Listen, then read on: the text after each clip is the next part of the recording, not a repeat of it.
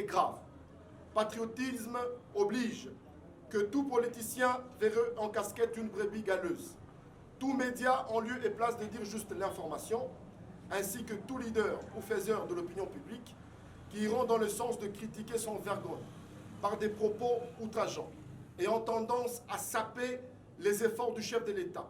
Ceux également du Haut Conseil de la Sécurité et notre état-major seront considérés comme des traîtres pour haute trahison à la lumière de l'article 63, alinéa 2 de notre Constitution.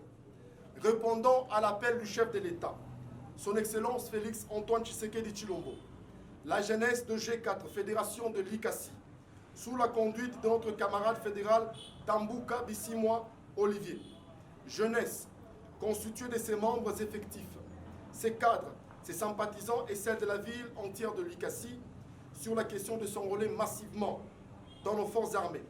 Nous nous portons garant de sensibiliser, de mobiliser et de monter la jeunesse psychologiquement par l'éveil de la conscience patriotique, d'y aller massivement avec plein d'espoir de vaincre cette guerre d'agression qui nous est imposée injustement.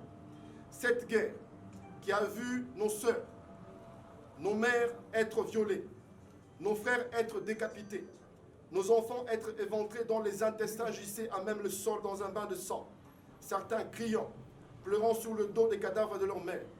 Ces images lugubres ne cessent de nous hanter jour et nuit. Nous renforçons la rage au cœur, nous, peuple congolais, dont nos larmes ne peuvent assouvir la douleur qui aiguise davantage notre soif de vaincre définitivement l'ennemi. Ces tyrans à la tête d'un pays voisin, Paul Kagame, au Rwanda, à la conscience souillée et corrompue, par effectivement une situation orgueilleuse qui les caractérise, connaîtra l'échec sans précédent de son plan machiavélique subventionné par les multinationales criminelles. Tous ensemble seront démystifiés par l'élan patriotique du peuple congolais que nous sommes, unis comme jamais auparavant derrière nos forces armées et son commandant suprême Félix Antoine Tshisekedi. Nous devons tous nous ranger en ordre de bataille. Bataille patriotique, stratégique, politique, dans un état de guerre où une vertu comme celle de la démocratie rend son tablier au sacrifice suprême de tous les Congolais, déterminés comme un seul homme d'en découdre définitivement avec l'ennemi inconscient du sursaut